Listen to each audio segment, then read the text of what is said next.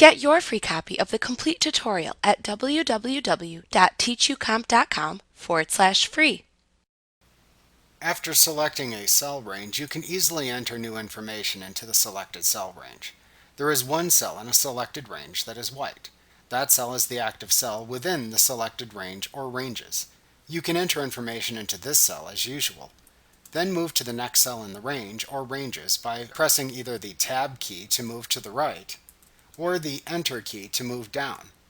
Holding down the Shift key on your keyboard and then pressing either key moves the active cell in the opposite direction of their normal movements. Once the active cell cursor comes to the lower right corner in a cell range, it then moves to the next available cell range or back to the top of the first range, always staying within the cell ranges as long as they remain selected.